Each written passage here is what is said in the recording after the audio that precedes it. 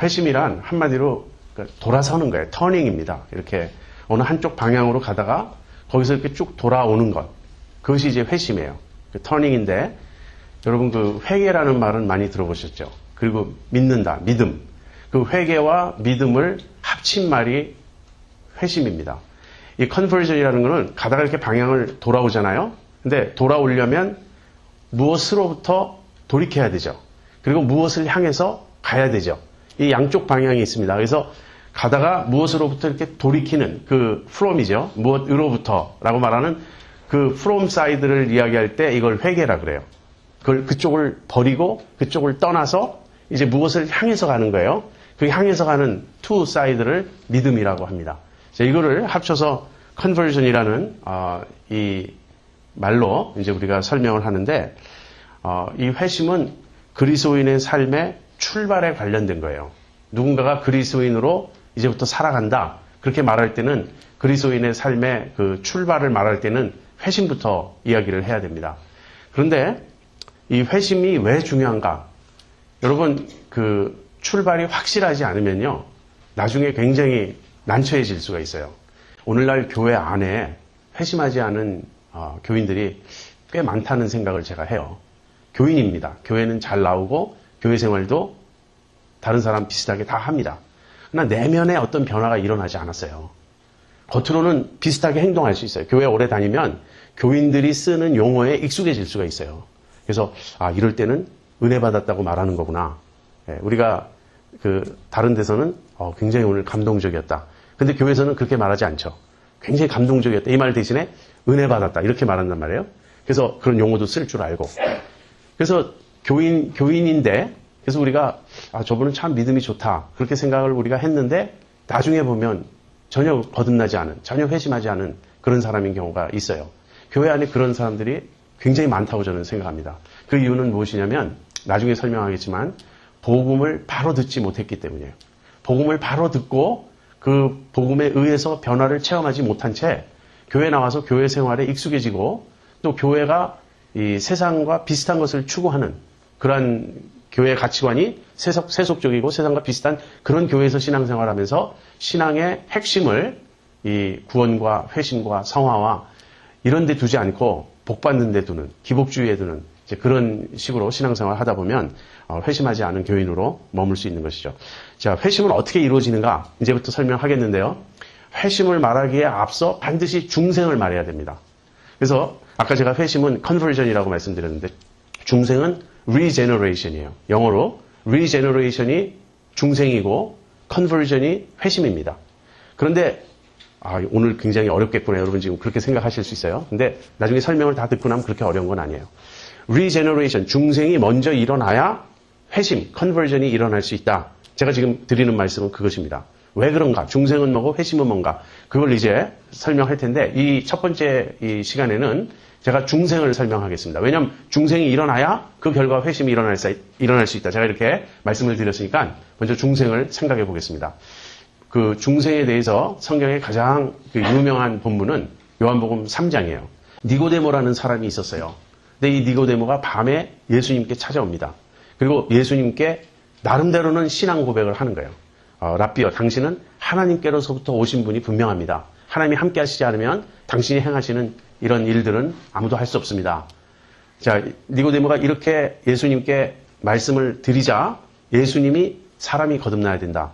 이렇게 답변을 하셨어요. 지금 굉장히 이 대화가 이상합니다. 니고데모가 하는 말에 예수님이 엉뚱하게 답변을 하신 것 같은 거예요. 그런데 이 엉뚱한 대답이 사실은 아니라는 것을 이제 우리가 알게 돼요.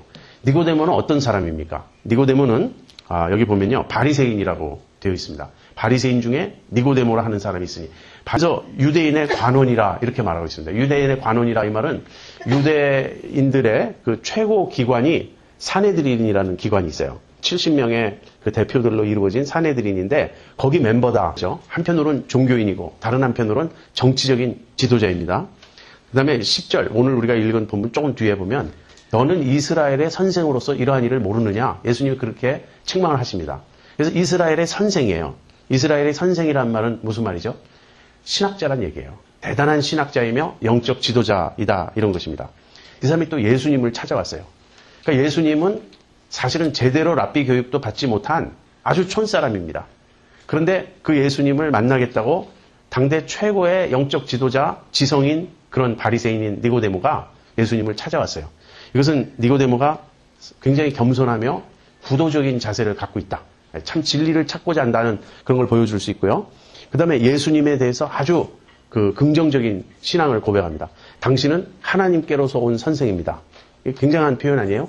그러니까 적어도 당신은 선지자입니다. 이 정도는 되는 그런 신앙 고백이죠. 자, 이 정도 조건이면요. 오늘날에서는 어느 교회를 가든지 장로감입니다. 이 정도 조건을 갖춘 사람이 교회에 올 때 그 교회에서 인정 안 해주겠어요. 영적 지도자죠. 어떤 사회에서도 정치적인 지도자죠. 관원이죠. 그러면서 이스라엘의 선생이죠. 겸손하죠. 인격적으로도 참 이게 많이 이렇게 도야가 된 그런 모습이죠. 구도적인 열심이 있죠. 그런데 예수님은 니고데모에 대해서 아주 차가운 반응을 하시는 거예요. 너는 거듭나야 한다. 사람이 거듭나지 않으면 하나님 나라를 알 수 없다. 왜 그렇게 말씀하셨을까요? 니고데모는 종교인이었지만 영적으로는 죽어 있었기 때문이에요. 이게 지금 굉장히 중요한 포인트입니다. 니고데모는 종교인이었지만 외적으로는 모든 그 믿음에 그런 게 있는 것 같지만 영적으로 죽어 있었던 사람입니다. 그래서 네가 태어나야 된다. 네가 새롭게 다시 태어나야 된다. 주님 그렇게 말씀하신 거예요. 왜 그러냐면 여기 이제 니고데모를 엿볼 수 있는 두 가지 표지가 있습니다. 첫 번째는 니고데모가 밤에 찾아왔다는 거예요. 왜 밤에 찾아왔을까요? 예, 밤에 찾아온 첫 번째 이유는 이제 우리가 쉽게 생각하면 낮에 너무 바빴기 때문에. 그런데 그렇다면 굳이 요한이 밤에 찾아왔다는 말을 넣을 필요가 없어요. 그냥 아무 때나 시간이 있어서 찾아온 거니까. 그게 아니고 밤이라는 말을 요한이 썼을 때는 뭔가 의도가 있는 거예요. 그런데 밤에 찾아왔다는 말을 한편으로 생각하면 남의 눈을 피해서 자기같이 굉장히 이렇게 높은 사람이 이 예수님처럼 촌사람을 만나러 온다는 것이 창피해서 남 모르게 왔다는 말일 수도 있어요. 밤에 찾아왔다는 말이. 그런데 요한복음 전체에서는 밤은 단순히 이 낮과 대조되는 어두운 밤이 아니라 영적인 의미가 있어요. 밤은 어둠이고 암흑이고 그런 것입니다. 그러니까 니고데모가 밤에 찾아왔다는 말은 니고데모는 밤에 속한 사람이다. 영적으로 어둠에 속한 사람이다. 그런 뜻이에요. 요한복음 13장 30절에 보면요. 가룟 유다에게 예수님이 떡을 찍어서 주시면서 내 할 일을 속히 하라. 이렇게 말씀하세요. 그러자 가룟 유다가 그 떡을 받은 후에 밖으로 나갑니다. 그런데 거기 요한이 뭐라고 쓰냐면 유다가 나가니 밤이러라. 이렇게. 유다는 밤에 속한 사람이에요. 가룟 유다는. 그래서 가룟 유다처럼 니고데모도 이 시점에서는 밤에 속한 사람이에요. 그다음에 니고데모의 신앙은 어떤 것인가? 우리가 요한복음 3장 1절부터 읽었는데 요한복음 3장 바로 앞에 2장 마지막 부분에 이런 말이 있습니다. 6월절에 예수께서 예루살렘에 계시니 많은 사람이 그 행하시는 표적을 보고 그 이름을 믿었으나 예수는 그 몸을 저희에게 의탁지 아니하셨으니 이는 친히 모든 사람을 아시며 또 친히 사람의 속에 있는 것을 아심으로 사람에 대하여 아무의 증거도 받으실 필요가 없음이니라. 예수님이 예루살렘에서 많은 표적을 행하셨어요. 기적을 행하셨어요. 그걸 보고 많은 사람이 예수님을 믿었습니다. 자, 이 믿은 사람 중에 한 사람이 니고데모예요. 뭡니까? 표적신앙이라는 거예요. 예수님이 행하시는 일을 보니까 이건 보통뿐이 아니구나. 하나님으로부터 오시지 않았다면 아무도 당신이 하는 일은 할 수 없다. 여러분, 이 표적신앙은 신앙이지만 아직 정말 예수님을 모르고 정말 예수님을 믿는 그런 신앙이 아니에요. 그래서 예수님이 표적을 보고 자기를 믿는 사람들을 그들의 속에 있는 걸 아니까 자기 몸을 의탁하지 않으셨다. 요한이 그렇게 말하는 겁니다. 그러니까 표적신앙을 가지고 예수님을 따라다니는 사람들은 많이 있었습니다. 예수님이 기적을 행할 때마다 무리가 예수님을 막 따라다녔어요. 그러나 이 예수님을 표적을 보고 따라다니는 이 사람들이 예수님을 참으로 믿은 건 아니에요. 예수님에 대해서 우호적이고 굉장히 긍정적인 태도를 가졌지만 그것이 아닙니다. 자, 니고데모를 우리가 종합해보면 니고데모는 이런 사람이었습니다. 니고데모는 당연히 하나님을 믿었어요. 유대인이니까. 그리고 예수님에 대해 우호적이었고 구도적인 자세를 갖추고 있었고 성경도 신학도 많이 알고 있었던 사람입니다. 여러분, 이런 사람 우리 주변에서 가끔 만날 수 있습니다. 이야기를 하면 성경을 줄줄줄 인용하고 신학적으로도 아주 박식하고 예수님에 대해서도 긍정적으로 표현을 해요. 그런데 예수님에 대한 그 긍정적 표현이 항상 우리의 신앙 고백에는 도달하지 못하는 거예요. 예수님을 존경한다. 여러분, 예수님 존경하는 건 꼭 필요한 일이지만 예수님 존경한다라고 말하면 우리는 조금 거기에 대해서 석연치가 않죠. 예수님을 존경해? 예수님 존경한다는 건요, 우리가 같은 레벨에 있으면서 나랑 플레인이 같으면서 거기서 뛰어난 사람을 우리가 존경한다 그러죠. 예수님 같은 경우는 숭앙한다. 예수님은 우리가 경배한다. 아까 우리가 주께와 엎드려 경배한다 그랬는데 그런 차원이죠. 예수님을 존경한다. 예수님 참 훌륭한 스승이시다. 나도 예수님의 가르침을 따르고 싶다. 이런 태도들은 다 우호적이고 좋은 태도 같지만 사실은 기독교 신앙의 그 핵심의 입장에서 본다면 예수님 모르는 거예요. 표적 신앙입니다. 그래서 결정적으로 니고데모는 영적으로 죽어있는 사람이에요. 제가 아까 교회 안에 회심하지 않은 사람이 참 많다. 그 말씀 드렸죠. 다른 말로 하면요. 영적으로 죽어있는 사람들이 참 많다는 거예요. 영적으로 죽어 있어도 겉으로는 똑같이 할 수 있습니다. 찬양도 하고 기도도 하고 봉사도 하고 뭐 교회에서 직분을 받아서 이런저런 일도 할 수 있습니다. 근데 영적으로 죽은 사람은 그 마음 가장 중심에 하나님에 대한 감각이 없어요. 하나님을 몰라요. 하나님을 사랑하지 않아요. 예수님을 정말 사랑하지 않아요. 예수님에 대해 우호적이겠지만 예수님에 대한 사랑이 없습니다. 그런 얘기를 이제 좀 더 할게요.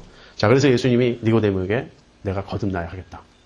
거듭나지 않으면 어떻게 되죠? 사람이 거듭나지 않으면 하나님 나라를 볼 수가 없다. 그리고 5절에 가면 하나님 나라에 들어갈 수 없다. 그렇게 말씀하셨어요. 여러분, 하나님 나라에 들어가는 게 뭐죠? 그게 구원이에요. 거듭나지 않으면 구원받을 수 없다. 이건데 구원 이전에 하나님 나라를 볼 수도 없다는 거예요. 이 말은 지금 무슨 말이냐면 니고데모 너는 내가 하는 말이 무엇인지 넌 알지 못하고 있다. 너는 지금 하나님에 대해서 말하고 있는데 하나님이 함께 하시지 않으면 아무도 당신처럼 행할 수 없습니다. 이러면서 하나님을 안다고 생각하고 하나님에 대한 말을 하는데 너는 지금 내가 하는 말이 무엇인지도 너는 모른다. 예수님 지금 이렇게 말씀하시는 거예요. 왜? 사람이 거듭나지 않으면 하나님 나라를 볼 수가 없어요. 하나님 나라가 무엇이죠? 하나님 나라는 하나님의 통치입니다. 이 나라라는 말은 통치라는 말이에요. 그래서 하나님의 통치는 성령을 통해 이루어지는 보이지 않는 영적 질서예요. 하나님의 통치는 성령을 통해 이루어지는 보이지 않는 영적 질서입니다. 그 보이지 않는 영적 질서 안에 니고데모는 들어와 있질 않아요. 그 영적 질서를 보지 못하는 것입니다. 그래서 거듭나야 한다. 그럼 거듭난다는 말은 무슨 말인가? 거듭난다는 말은요, 두 가지 의미가 있어요. 다시 태어난다는 말도 있고 위로부터 난다는 뜻도 있습니다. 이 둘이 다 맞아요. 다시 태어난다. 한 번 태어난 것은 육신적인 출생이죠. 근데 두 번째 태어나는 것은 영적 출생이에요. 영으로 태어나야 한다. 그리고 두 번째 태어나는 건 위로부터 태어나는 것인데 위로부터 태어난다는 말은 아버지께로, 하나님 아버지께로부터 난다는 그런 뜻입니다. 요한복음 1장 12절 13절 제가 읽어드릴게요. 영접하는 자 곧 그 이름을 믿는 자들에게는 하나님의 자녀가 되는 권세를 주셨으니 이는 혈통으로나 육정으로나 사람의 뜻으로 나지 아니하고 오직 하나님께로서 난 자들입니다. 여기 영접하는 자, 예수님을 믿는 자들이 있어요. 영접하고 예수님을 믿는 자들에게는 하나님의 자녀가 되는 권세를 주셨어요. 그런데 그들은 어떻게 영접하고 예수님을 믿을 수 있었는가? 하나님께로서부터 났기 때문에, 영어로는 born of God입니다. 하나님으로부터 태어났기 때문에 이들은 영접할 수 있고 믿을 수 있었다. 지금 이 얘기예요. 그래서 하나님께로부터 나는 것, 그게 위로부터 나는 것입니다. 그 다음에 5절에 보면 사람이 물과 성령으로 나지 아니하면, 예수님이 또 그렇게 말씀하시거든요. 그러니까 거듭남이란 다시 태어남이며 위로부터 남이며 그 다음에는 물과 성령으로 나는 것입니다. 이것은 구약의 에스겔 36장에 나오는 말씀을 예수님이 반영하고 계신 거예요. 에스겔 36장 24절부터 27절에 이런 말씀이 있습니다. 내가 너희를 열국 중에서 취하여 내고 열국 중에서 모아 데리고 고토에 들어가서 맑은 물로 너희에게 뿌려서 너희로 정결케 하되 곧 너희 모든 더러운 것에서와 모든 우상을 섬김에서 너희를 정결케 할 것이며 또 새 영을 너희 속에 두고 새 마음을 너희에게 주되 너희 육신에서 굳은 마음을 제하고 부드러운 마음을 줄 것이며 또 내 신을 너희 속에 두어 너희로 내 율례를 행하게 하리니 너희가 내 규례를 지켜 행할지라. 이 우리말 성경, 이 구약 이런 본문은 한 번 들으면 사실 무슨 말인지 잘 몰라요. 우리가 자꾸 읽어서 익숙해져야 아는데 요점은 이것입니다. 하나님이 이스라엘 백성을 그 고토에 이제 데리고 가겠다. 고토라는 말은 옛 땅이죠. 그러니까 이스라엘 백성이 지금 그 바벨론의 포로로 끌려가 있습니다. 근데 포로로 끌려간 너희들의 옛 땅, 다시 말하면 가나안 땅, 본향으로 내가 돌아가게 해주겠다. 근데 너희들을 돌아가게 할 때 하나님이 어떻게 하신다는 말인가? 그들을 변화시켜 주시겠다는 거예요. 그래서 너희 몸을 맑은 물로 씻는다. 이것은 정결케 됨을 의미하죠. 그리고는 내가 너희 속에 내 영을 주고 그 다음에 새 마음과 새 영을 주겠다. 바로 이 얘기예요. 물과 성령으로 나지 아니하면 하나님 나라에 들어갈 수 없다. 이 말은 뭐냐면 하나님이 새 언약을 말씀하셨는데 그 새 언약의 백성이 된다는 얘기예요. 물로 난다. 이것은 우리의 내면이 정결케 씻김 받는 걸 의미합니다. 그 다음에 성령으로 난다. 이것은 성령께서 하시는 일이죠. 그래서 새 언약의 백성이 되면 그 안에 영혼의 깨끗게 됨을 받고 성령을 하나님이 주시는 거예요. 이것이 거듭남이에요. 거듭남이란 무엇인가? 영으로 태어나는 것인데 성령으로 태어나는 것이며 그 성령의 역사로 인해서 우리의 내면이 씻김을 받고 살아나는 것, 이 생명을 얻는 것, 내 안에 새 마음, 새 영이 주어지는 것, 이런 것이 거듭남입니다. 그러니까 지금 예수님과 니고데모의 대화를 이렇게 비교해 보면 이런 얘기예요. 니고데모는 옛 언약에 속한 사람입니다. 니고데모가 아는 것은 율법이에요. 그런데 율법으로는 구원을 얻을 수가 없어요. 율법을 다 지킬 수가 없어요. 정말 중요한 것은 성령으로 거듭나야지 사람이 거듭나지 않은 채 자기의 어떤 종교 체계 안에서 종교적인 의식을 통해서 하나님을 알 수가 없다는 것이에요. 그래서 그 예수님이 그 니고데모에게 내가 거듭나야 하겠다. 거듭나지 않으면 하나님 나라를 볼 수도 없고 하나님 나라에 들어갈 수도 없다. 이렇게 말씀하신 것입니다. 여러분 거듭남, 중생, 이 중생이 무슨 말인지 아시겠죠? 근데 니고데모가 이제 질문해요. 어떻게 이런 일이 가능합니까? 니고데모는 아주 우리와 비슷해요. 제가 물어보고 싶은 말을 니고데모가 대신 물어봐 줍니다. 사람이 늙으면 어머니 뱃속에 다시 들어갔다가 나오란 말입니까? 그렇게 질문해요. 그러니까 니고데모는 이해를 못하는 거예요. 예수님은 육으로 난 것은 육이요, 영으로 난 것은 영이다. 이렇게 말씀하세요. 지금 예수님은 영의 세계를 말씀하고 계신 거예요. 근데 니고데모는 육의 차원에서 예수님 말씀을 듣고자 했던 것입니다. 근데 그럼 이 일이 어떻게 일어나는가? 예수님은 이렇게 답변하셨어요. 바람과 같다. 바람이 불잖아요? 그런데 우리가 그 소리는 듣습니다. 그러나 바람이 어디서 와서 어디로 가는지는 모르죠.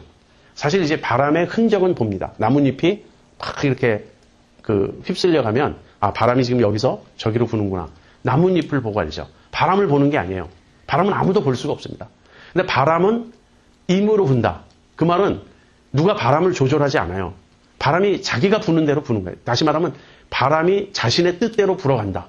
그러니까 이것은 성령님이 역사하실 때 성령님은 자기 자신의 뜻대로 역사하신다. 이거를 좀 어려운 말로 주권적 역사라 그럽니다. 성령의 주권적 역사. 성령께서 그분이 알아서 하시는 일이에요. 외부에서 우리가 성령님을 컨트롤할 수가 없습니다. 그 다음에 이 바람이 임의로 불매 어디서 와서 어디로 가는지 우리가 알지 못하지만 우리가 그 소리는 듣는 것과 같다. 이 중생이란 건요. 어떻게 일어나는지 거듭나면 어떻게 일어나는지는 사실 몰라요. 성령이 하시는 일인데 그런데 그 결과는 우리가 안다는 거예요.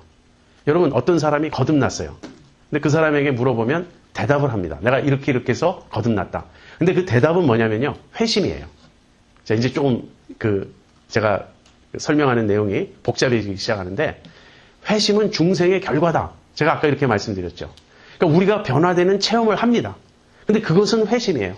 내가 믿으니까, 내가 깨달으니까, 내가 회개하니까. 그래서 중생의 결과로 어떤 사람이 변화되는 그 모습은 봅니다. 근데 그것은 결과이지 중생 자체가 아니에요. 중생은 하나님이 신비하게 하시는 일입니다. 성령이 우리 안에서 하시는 일이에요. 그래서 중생은 바람이 부는 것과 같다. 성령께서 당신의 뜻대로 우리들 내면 깊숙이 일으키시는 변화입니다. 자, 우리가 니고데모와 예수님의 그 대화를 통해서 중생에 대해서 좀 한 측면을 살펴보았는데요. 이 시간부터 나머지 시간에는 중생에 대해서 제가 좀 설명하겠습니다. 정리해서 하나하나 중생이 무엇인지 여러분에게 말씀드리겠습니다. 첫 번째, 중생은 우리의 죽은 영이 살아나는 것입니다. 중생은 우리의 죽은 영이 살아나는 것이에요. 이 말은 우리 안에 영이 죽어 있음을 전제로 하죠. 우리 안에 영이 죽어 있음을 전제로 합니다. 에베소서 2장 1절에 보면 너희의 허물과 죄로 죽었던 너희를 살리셨도다. 근데 이 살리셨도다라는 말은 사실 1절에 나오는 말이 아닌데 우리말로 번역하다가 문장을 만들기 위해서 붙였어요. 1절에 나오는 본래의 말은 뭐냐면 너희의 허물과 죄로 죽어 있었다. 이 얘기예요. 누가? 모든 인간이 중생하기 전에, 거듭나기 전에는 허물과 죄로 죽어 있었습니다. 여기서 이게 영적으로 죽은 거죠. 몸이 죽은 건 아니죠. 근데 영적으로 죽은 것은 영이 없다는 말이 아닙니다. 그리고 영이 활동하지 않는다는 말도 아니에요. 모든 인간은 영적인 존재예요. 영을 가지고 있고 그 다음에 영이 활발히 활동합니다. 그 중에서도 영이 더 특별하게 활발히 활동하는 사람들이 있죠. 무당이라든지 뭐 신들린 사람들. 그래서 모든 사람은 영적인 존재이며 영적인 활동을 해요. 우리는 영으로 무엇인가 느끼기도 하고 그렇습니다. 그런데 영적으로 죽었다라는 말은 하나님께 대하여 죽었다는 말이에요. 하나님께 아무런 반응을 할 수가 없는 거예요. 왜? 하나님과 분리되었으니까. 죄와 허물로 인해서 하나님과의 관계가 단절되어 있고 하나님에 대해 무감각한 것입니다. 하나님을 알 수도 없고 하나님에 대해 이 어떤 지식도 없고 아까 제가 그렇게 말씀드렸죠. 정말 그 안에 하나님에 대한 예수님에 대한 사랑이 없다고. 그냥 우호적인 생각을 가지고 있다고 해서 하나님 사랑하는 게 아니죠. 영적으로 거듭나지 않으면 참으로 내가 중생하지 않으면 하나님을 몰라요. 하나님에 대해서 살아나는 거예요. 하나님께 대해 내가 살아나자 비로소 이제는 하나님이 나에게 생생해지고 하나님이 실제가 되고 내가 하나님과 관계하고 교통하는 것이 가능해지는 것입니다. 영적으로 죽은 우리가 살아나는 것. 하나님께 대하여 죽었던 우리가 하나님께 대하여 살아나는 것. 이것이 중생입니다. 중생이란 말은요. 그 중생이란 말과 거듭난다는 말은 원어로 달라요. 그런데 사실 같은 뜻이에요. 그래서 우리가 동의어로 쓰는데 중생이란 말 자체는 팔링게네시아라는 말이에요. 뭐 여러분 원어로 듣고 잊어버리셔도 됩니다. 저도 이렇게 노트에 적어서 말할 때 보면서 말하지만 나중에 물어보면 잘 기억도 못해요.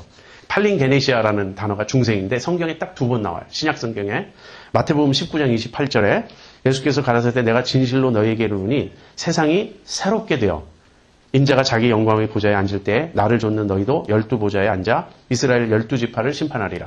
세상이 새롭게 된다. 이렇게 표현할 때 세상이 중생한다. 세상이 중생한다는 거예요. 그 다음 디도서 3장 5절에도 중생이라는 단어가 나와요. 우리를 구원하시되 우리의 행한 바 의로운 행위로 말미암지 아니하고 오직 그의 긍휼하심을 조차 중생의 씻음과 성령의 새롭게 하심으로 하셨나니. 그래서 중생은 씻음이고 새롭게 하심입니다. 그래서 이 중생이란 말은 2번 나오는데 중생과 같은 개념의 그 내용들은 성경에, 신약 성경에 여러 군데 나와요. 그 중에 대표적인 게 거듭남이라는 단어입니다. 거듭남, 위로부터 남, 다시 태어남. 사실 아무 차이가 없어요. 자, 그래서 중생은 그 영적으로 죽었던 우리가 살아나는 것인데 누가 우리를 살리는 것입니까? 죽은 우리를 살리시는 것. 하나님이 하시는 일이에요. 그리고 더 정확히 이야기하면 성령께서 하시는 일입니다. 에베소서 2장 5절 6절에 이런 말씀이 있습니다. 허물로 죽은 우리를 그리스도 예수와 함께 살리셨고 또 함께 일으키사 그리스도 안에서 함께 하늘에 앉히시니 우리를 살리셨어요. 그리고 함께 하늘에 앉히셨습니다. 이것이 이제 중생이에요. 성령께서 우리의 죽은 영을 살리시는 것. 중생은 두 번째, 중생은 우리의 죽은 영이 살아나는 것이다. 첫 번째였고요. 두 번째는 중생은 전적으로 하나님이 하시는 일이다. 하는 거예요. 중생은 전적으로 하나님이 하시는 일이다. 아까 바람이 임으로 불매 그랬잖아요. 바람이 자기 뜻대로 불어간다고. 성령께서 하시는데 하나님이 하시는데 전적으로 하나님의 뜻대로 성령님의 뜻대로만 이루어집니다. 그래서 중생은 우리가 관여할 수가 없어요. 내가 중생하겠다고 노력할 수 있습니까? 노력할 수 없어요. 영적으로 죽은 우리가 무슨 노력을 합니까? 영적으로 죽은 사람에게 너 좀 움직여봐. 팔 좀 들어봐. 아무리 우리가 말을 해도 반응할 수 없죠. 그래서 이것은 전적으로 하나님이 하셔야 되는 일이에요. 중생은, 그러니까 출생하는 것은 출생하는 그 사람의 입장에선 전적으로 수동적일 수밖에 없습니다. 태어나는 일은, 그러니까 낳는 일, 그 생명을 이렇게 낳는 일은 낳는 자에게서는 능동적이죠. 엄마가 아이를 낳을 때 엄마가 낳죠. 그러나 태어나는 아이는 수동적이에요. 낳아지는 거예요. 또 여기서 또 따지지 마세요. 애가 나오더라. 엄마가 낳으려고 한 게 아니라 갑자기 진통이 오더니 애가 나온 거다. 그러니까 애가 능동적이고 엄마가 수동적이다. 그렇게 따지지 말고 어쨌든 우리가 보면 출생 당하는 거죠. 우리가 엄마 뱃속에서 나와지잖아요. 그것처럼 영적으로 태어나는 일도 우리는 수동적입니다. 누가 능동적입니까? 하나님이 하시는 일이에요. 하나님이 야고보서 1장 18절에 이런 말씀이 있어요. 그가 그 조물 중에 우리로 한 첫 열매가 되게 하시려고 자기의 뜻을 조차 진리의 말씀으로 우리를 낳으셨느니라. 하나님이 진리의 말씀으로 우리를 낳으셨느니라. 그래서 중생은 하나님이 우리를 낳으시는 겁니다.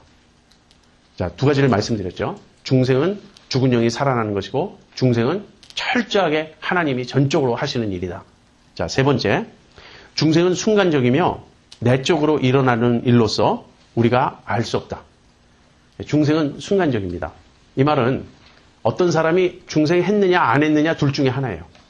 중생하고 있다. 이렇게 시간적으로, 과정적으로 설명할 수 없어요. 물론 태어나는 것은 좀 시간이 걸리니까 뭐 어떤 사람은 2시간 진통 끝에 2시간 막 힘들게 애를 낳았다. 그런가 하면 어떤 아이는 빨리 나왔다. 이렇게 우리가 육체적인 출생에 있어서는 시간 차이를 말할 수 있지만 영적으로는 둘 중에 하나입니다. 죽었냐 살았냐. 그래서 영적으로 살아났다. 이것은 순간적으로 일어나는 일이에요. 그리고 이것은 내적으로 일어나는 일인데 내적으로 일어난다는 일을 말을 오해하지 마시고요. 이건 은밀하게 일어나는 일이다. 그렇게 이해를 하세요. 왜냐하면 회심도 우리가 회개하고 믿는 것도 회심도 우리 안에 이 내적으로 일어나는 일입니다. 회심도. 그러나 중생과 회심은 어떤 차이가 있냐면 회심은 우리가 경험하는 것이에요. 우리가 아는 것이에요. 그것을. 근데 중생은 내적으로 일어난다는 말은 은밀하게 우리도 모르게 일어나는 거예요. 하나님이 죽은 우리의 영을 우리 안에서 순간적으로 살리시는 그런 것입니다. 자, 그 다음에 네 번째, 중생의 결과는 회심으로 나타난다. 여러분 지금 제가 중생, 회심 자꾸 이렇게 말하면서 순서를 지금 말하는데요. 중생과 회심은 동시적 사건입니다. 동시적 사건이에요. 그러니까 뭐냐면 어떤 사람이 예수님을 믿게 돼요. 예수님을 믿고 변화가 됩니다. 그럼 그걸 우리가 회심이라고 불러요. 그런데 그 회심은 먼저 하나님이 그의 죽은 영을 살려주셨기 때문에 그 사람이 믿을 수 있게 된 것이고 그 사람이 회개할 수 있게 된 것이다. 이런 논리입니다. 그래서 중생은 반드시 회심으로 드러납니다. 중생했는데 아직까지 회심하지 않았다. 이럴 수는 없어요. 중생했으면 회심한 것이고 회심했으면 중생한 것입니다. 그런데 여기에 한 가지 차이가 있어요. 중생은 순간적이지만 회심은 과정적이에요. 우리의 변화를 한번 생각해 보세요. 회심의 기간이 뭐 몇 개월 걸릴 수도 있고 심지어는 몇 년이 걸릴 수도 있습니다. 그런데 그 회심의 그 어떤 과정 중에 어느 한순간 중생을 했겠죠. 정말 이 영적으로 갑자기 속에서 살아나는 일이 있었겠죠. 그래서 제가 이 중생과 회심을 이렇게 구분해서 설명을 하고 있는 것이에요. 중생은 원인이라는 거예요. 회심의 원인. 하나님이 우리의 죽은 영을 살려주시지 않으면 아무도 믿을 수가 없습니다. 하나님이 우리의 죽은 영을 살려주셨기 때문에 내가 믿는 것인데 우리가 아는 바는 중생 쪽은 전혀 없어요. 우리는 회심만 아는 거예요. 우리는 주님의 말씀을 들었고 내가 깨달았고 내 속에 죄가 얼마나 심각한 죄라는 것을 알게 되었고 그 죄에 대해서 회개하게 되었고 이렇게 내가 변화된 그 측면을 이해합니다. 근데 내가 왜 그렇게 변화되었는가? 그것은 그 이전에 내 죽은 영을 하나님이 살려주셨기 때문에 나에게 그런 변화가 찾아올 수 있었다 하는 것이에요. 신학적으로 이런 입장을 칼빈주의라고 합니다. 칼빈주의에서는 중생이 회심에 앞서서 일어나야 된다. 근데 이제 다르게 생각하는 사람들도 있어요. 믿는 건 내가 믿는 것이다. 그래서 내가 믿고 나면 그 다음에 중생이 뒤따르는 것이다. 이렇게 설명하는 사람들도 있습니다. 그러나 저는 그건 옳지 않다고 생각해요. 여러분 자신들의 경험을 한번 생각해 보십시오. 여러분이 믿고 나서 변화된 것인지 아니면 보니까 믿게 된 것인지. 우리가 보니까 믿고 있어요. 왜 내가 믿게 되었는지 그 이유를 잘 모르겠어요. 여러분이 믿을 수도 있고 안 믿을 수도 있는 그 어떤 어중간한 상황에서 믿기로 결단한 것입니까? 그때는 그렇게 생각했는데 지나가 놓고 보면 내가 믿기로 결단한 그 자체도 하나님이 하신 일이에요. 그래서 중생은 하나님이 하시는 일입니다. 전적으로 하나님이 하시는 일이고 죽은 우리의 영을 살리시는 것이고 그 결과 우리가 회개하고 예수님을 믿는 회심을 체험하게 되는 거예요. 근데 회심은 좀 과정적이고 우리가 경험적으로 아는데 중생은 순간적이고 경험적으로 우리가 알지 못하는 그러한 일입니다. 자, 그러면 이제 아주 중요한 그 문제를 하나 다뤄야 되겠어요. 중생은 어떻게 일어나는가 하는 것이에요. 중생은 어떻게 일어나는가. 아까 전적으로 하나님이 하시는 일이라고 그랬죠. 그리고 우리가 할 수 있는 일이 없다고 그랬죠. 근데 중생은 하나님이 하시는 일인데 하나님이 어떻게 하시냐면 말씀을 통해서 하세요. 그러니까 우리가 중생 자체는 우리 힘으로 할 수 있는 게 아니지만 중생이 일어날 수 있는 어떤 그 상황 속에 내가 있을 수는 있습니다. 하나님이 중생을 일으키시는데 중생은 말씀을 통해서 일어납니다. 그 성경 구절 아까 야고보서 1장 18절에서도 하나님이 진리의 말씀으로 우리를 낳으셨느니라. 말씀으로 낳으셨다 그랬어요. 또 베드로전서 1장 23절에 이런 말씀이 있습니다. 22절, 23절 너희가 진리를 순종함으로 너희 영혼을 깨끗하게 하여 거짓이 없이 형제를 사랑하기에 이르렀으니 마음으로 뜨겁게 피차 사랑하라. 너희가 거듭난 것이 썩어질 씨로 된 것이 아니요 썩지 아니할 씨로 된 것이니 하나님의 살아있고 항상 있는 말씀으로 되었느니라. 너희가 진리를 순종함으로 너희 영혼을 깨끗게 하여 거짓이 없이 형제를 사랑하기에 이르렀다. 베드로가 그렇게 말하고 있습니다. 자, 그리고 나서는 뒤이어서 너희가 거듭난 것이 썩어질 씨로 되지 않고 썩지 아니할 씨로 된 것인데 그것은 하나님의 말씀이다. 여러분, 진리를 순종함으로 영혼이 깨끗게 되어 형제를 사랑하게 되었다. 이게 회심이에요. 왜냐하면 내가 순종하는 것이니까. 내가 믿는 것이니까. 진리를 믿고 순종해서 내가 변화되고 내가 형제를 사랑하게 되는 것입니다. 그런데 이 회심은 무엇의 결과로 일어나냐면 거듭남의 결과로 일어나는 거예요. 그래서 너희가 거듭난 것이 하나님의 말씀으로 되었다. 베드로가 이렇게 말합니다. 여러분, 하나님이 말씀으로 우리를 살리십니다. 말씀으로 우리를 살리셔요. 자, 이 하나님이 말씀으로 우리를 살리시는 이것을 이제 그 성경에서 하나 예로 제가 찾아서 말씀드릴게요. 요한복음 5장 24절과 25절. 내가 진실로 진실로 너희에게 이르노니 내 말을 듣고 또 나 보내신 이를 믿는 자는 영생을 얻었고 심판에 이르지 아니하나니 사망에서 생명으로 옮겼느니라. 이 말씀은 여러분이 많이 들으셨죠. 내가 진실로 진실로 너희에게 이르노니 내 말을 듣고 나 보내신 이를 믿는 자는 영생을 얻었고 심판에 이르지 아니하나니 사망에서 생명으로 옮겼느니라. 죽었다가 살아났느니라. 지금 그 말이죠. 그런데 25절에 예수님이 이렇게 말씀하세요. 죽은 자들이 하나님의 아들의 음성을 들을 때가 오나니 곧 이때라. 듣는 자는 살아나리라. 여기 죽은 자들이라는 말은 무슨 뜻입니까? 영적으로 죽은 자들이 하나님의 아들의 음성을 들을 때가 오나니 곧 이때라. 듣는 자는 살아나리라. 예수님의 음성을 듣고 살아났기 때문에 우리가 예수님을 믿고 영생을 얻고 이렇게 되는 거예요. 이 하나님의 아들의 음성을 듣고 살아난다. 자, 이것이 중생입니다. 하나님의 아들의 음성을 듣고 살아난다. 여러분, 나사로의 부활을 여러분 아시죠? 성경의 요한복음 11장에 예수님이 죽은 나사로를 살리시는 그 이야기가 기록되어 있습니다. 마르다와 마리아, 그 두 자매의 오빠가 나사로예요. 그런데 나사로가 병들었다는 말을 예수님에게 예수님이 듣습니다. 나사로가 병들었으니 빨리 베다니로 오십시오. 마르다와 마리아가 그렇게 예수님에게 통보했어요. 근데 예수님이 오히려 더 꾸물거리셨습니다. 그래서 이틀이나 지난 후에 떠나요. 그 지역을. 그리고 이 베다니에 도착했는데 마르다와 마리아가 울면서 예수님이 여기 계셨더라면 내 오라비가 죽지 아니하였겠습니다. 그런 말을 하는 거예요. 그러면서 죽은 지 벌써 나흘이 되었다고, 4일이 되었다고. 근데 예수님이 가서 돌을 굴려놓으라 그렇습니다. 그래서 나사로의 무덤에 돌을 굴려놓았어요. 이제 유대인들의 무덤은 동굴 무덤이거든요. 그러니까 동굴 안에 시체를 안치하고 그다음에 그 큰 돌로 굴 입구를 막아요. 근데 이제 옮겨놓으라 그럽니다. 그랬더니 마르다가 죽은 지 나흘이 되었기 때문에 냄새가 납니다. 그러니까 이미 썩어가는 시체예요. 자, 죽은 시체죠. 근데 예수님이 돌을 굴려놓으라 한 다음에 거기서 외치십니다. 나사로야 나오라. 그래서 어떤 일이 일어납니까? 나사로가 살아나요. 그래서 이렇게 걸어 나옵니다. 여러분, 이 장면을 한번 생각해 보세요. 나사로야 나오라. 그래서 나사로가 살아나올 때 나사로가 듣고 자기가 반응을 한 것입니까? 나사로가 들을 수 있습니까? 들을 수 없죠. 죽은 시체가 어떻게 듣습니까? 그런데 예수님의 말씀이 나사로에게 들어가서 나사로를 살리신 거예요. 그러니까 죽은 나사로가 살아난 거는 100% 예수님의 말씀의 능력이에요.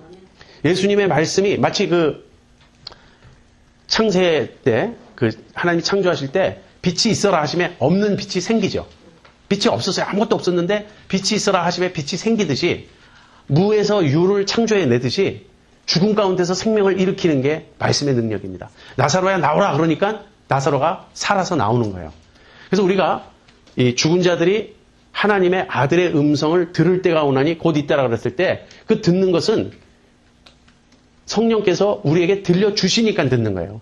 내가 귀로 듣는 것이 아닙니다. 내 영이 살아남으로써 듣는 거예요. 그래서 이것을 그 중생이라 그러면서 중생이 말씀을 통해서 역사한다고 지금 제가 여러분에게 말씀드리는 것인데 이것을 효과적인 부르심, 영어로는 effective calling 또는 effectual calling이라는 말로 설명을 합니다. 제가 지금 참 죄송스러운 게 자꾸 신학적인 용어가 나오기 때문에 여러분이 이렇게 듣고 또 뭐 이렇게 복잡하나 그렇게 생각을 할 것 같아서 제가 좀 불안한데 이런 뜻입니다. 여러분 말씀을 들을 때 살아난다 그랬죠. 우리가 말씀을 들을 때. 근데 말씀을 귀로 듣는 것은 일반적인 부르심이에요. 지금 여러분이 여기 앉아서 제가 전하는 말을 다 귀로 듣습니다. 빌리그레함 전도대회에서 빌리그레함이 막 그 복음을 전하는 걸 사람들이 귀로 듣습니다. 이렇게 귀로 듣는 것을 일반적인 부르심이라고 해요. 이거 그냥 복음을 듣는 것, 귀로. 그런데 효과적인 부르심이라는 건 무슨 말이냐면 그렇게 귀로 들을 때 죽은 영이 듣는 건 아니에요. 영이 죽어 있으니까. 그 중에 그 말씀을 통해서 사람을 살려내시는 대상들이 있어요. 그 죽은 영이 말씀을 들을 때 살아나는 것. 이걸 효과적인 부르심이라고 부릅니다. 한마디로 하나님이 살려내시는 거예요. 말씀을 통해서.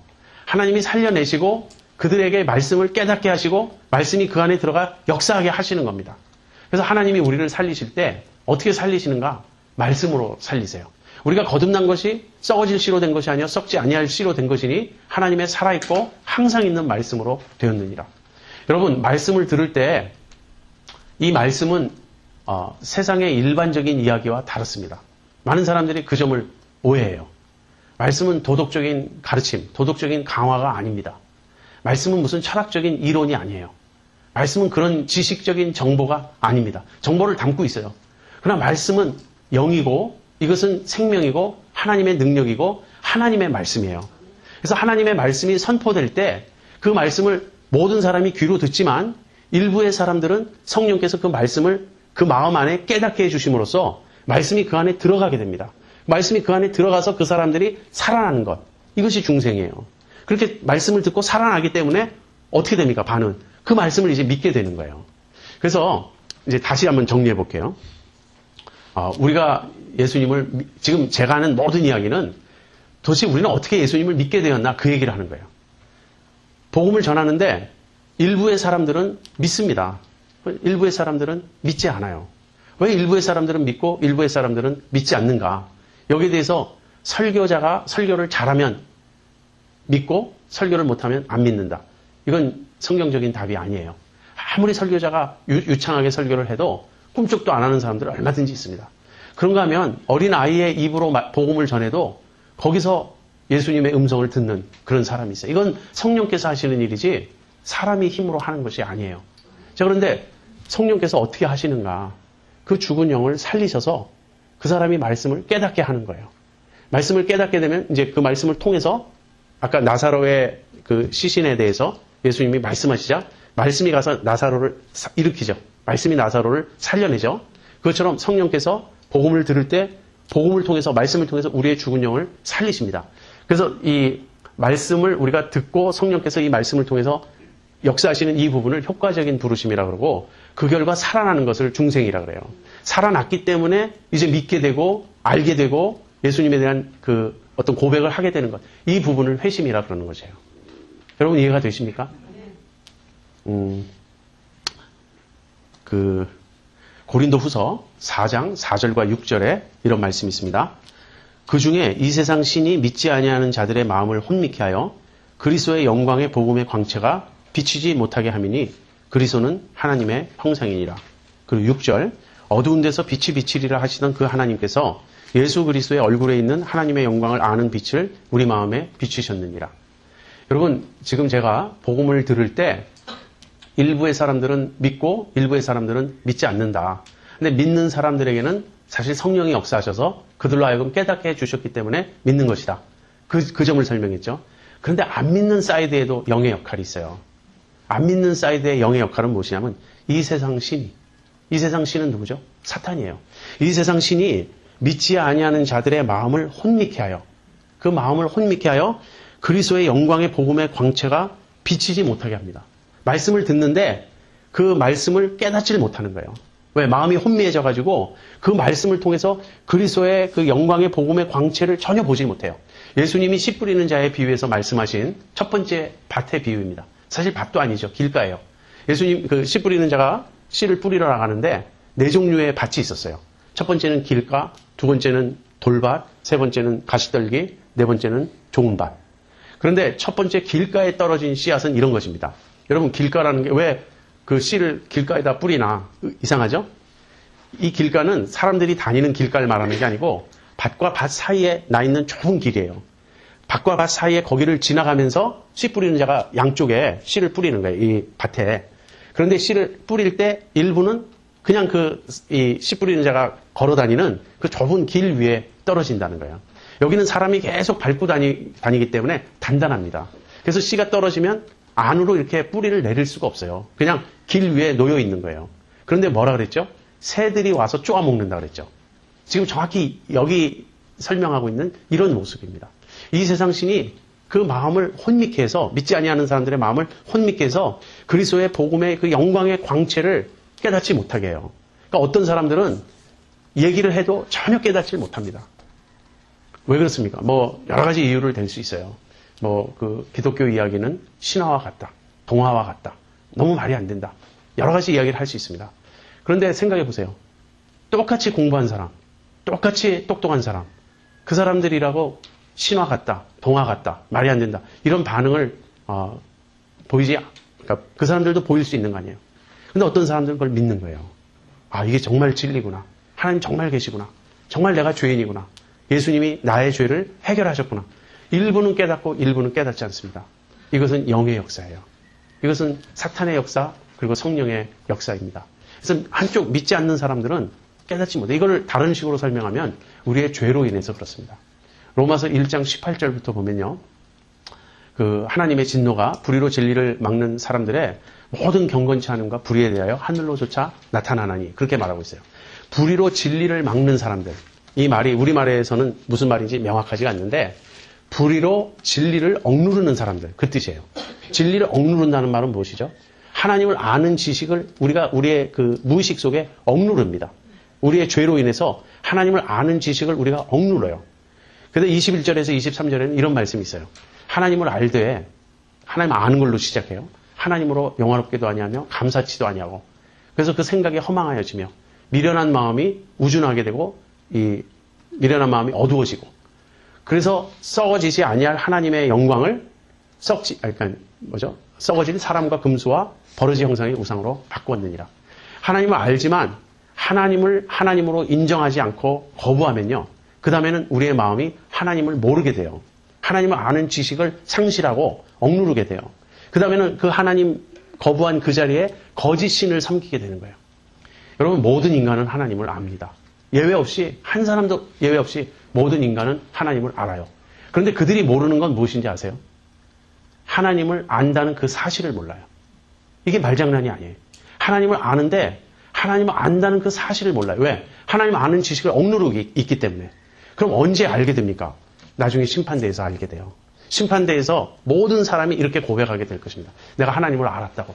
처음부터 하나님을 나는 내내 알고 있었다고.